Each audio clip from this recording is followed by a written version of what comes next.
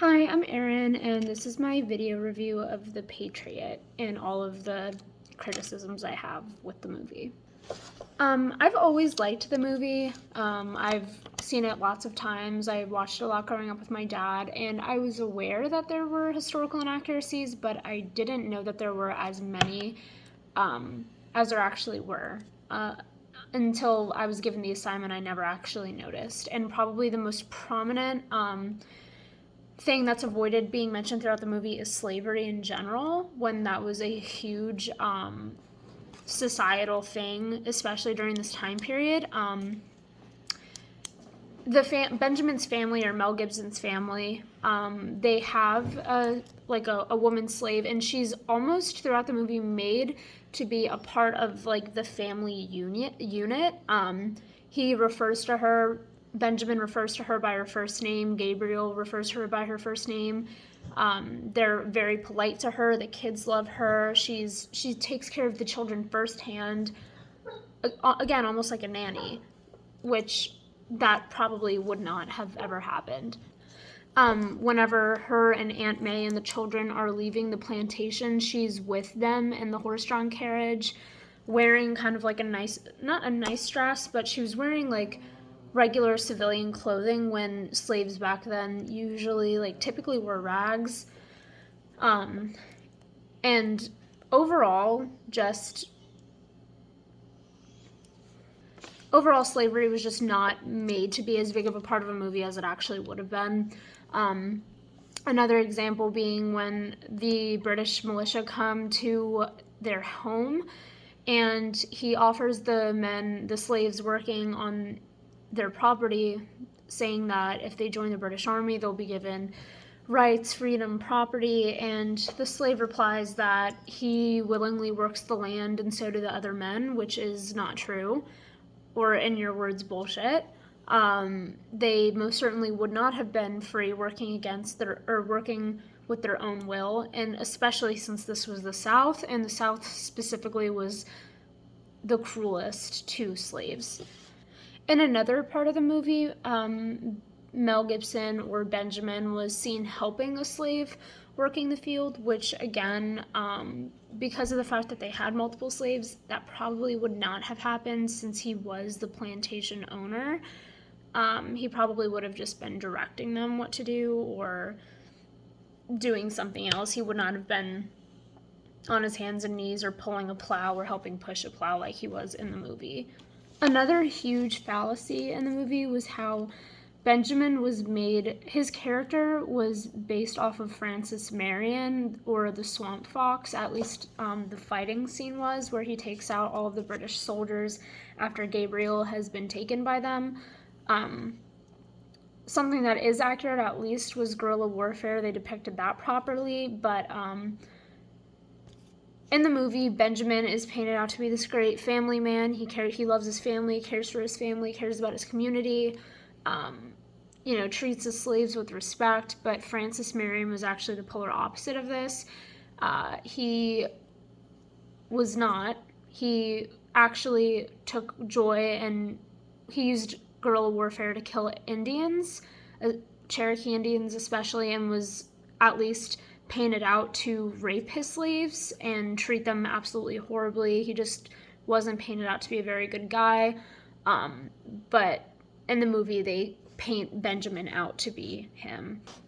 Another part of the movie that was noticed is that Lord Cornwallis, he had Great Danes, but in reality, let me get the date. The name Great Danes, that dog breed, was not known as Great Danes until 1884.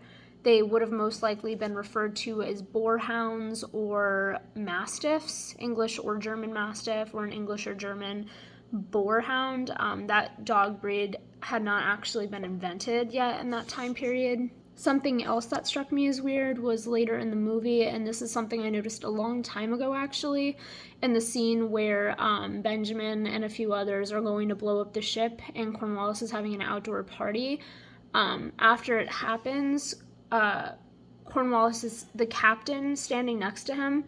He throws back his drink and it's in a martini glass, and I always thought that this was out of place for the time period, And I actually went and researched it, and it's true that the actual martini glass, that triangle-shaped glass, was not actually invented until the 1920s or the 30s.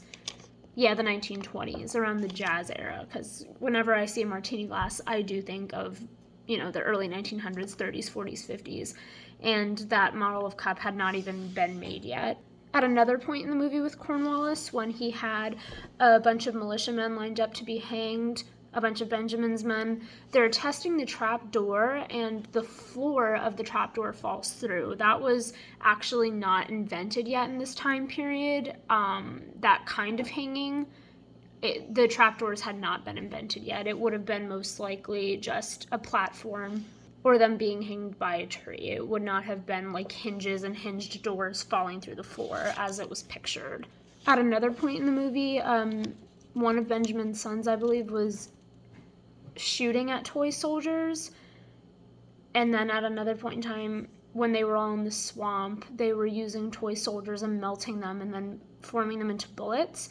But the toy soldiers were not, they looked at first glance like redcoats because they have a red jacket on, but these toy soldiers were actually based on military men that don't even exist for another 100 years or so.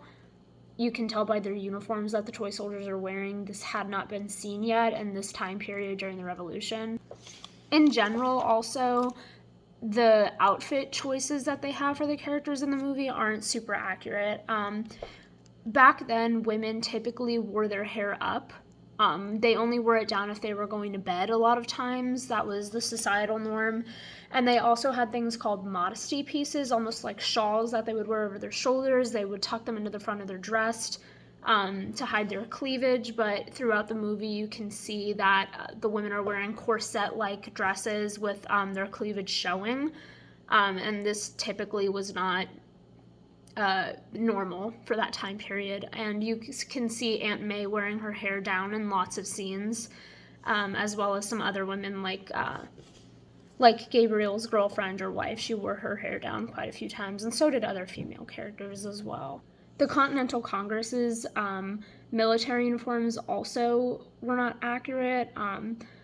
They would wear the same uniforms, whereas the officers would wear something that looked different, and this was not the case in the movie.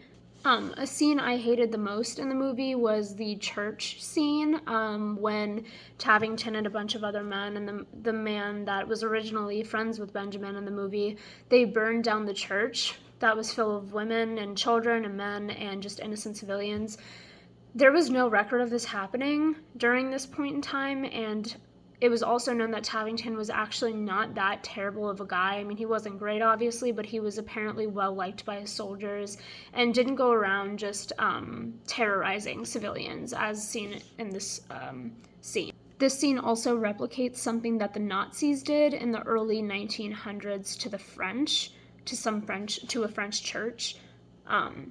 So this scene, technically, what it's referring to hadn't even happened yet, but it was still thrown in the movie for shock factor, even though it most likely was not accurate and there was no record of this ever happening. And in another scene, Mel Gibson is seen using a smoothbore, a rifled smoothbore pistols, but these pistols during that time period were not made rifled yet.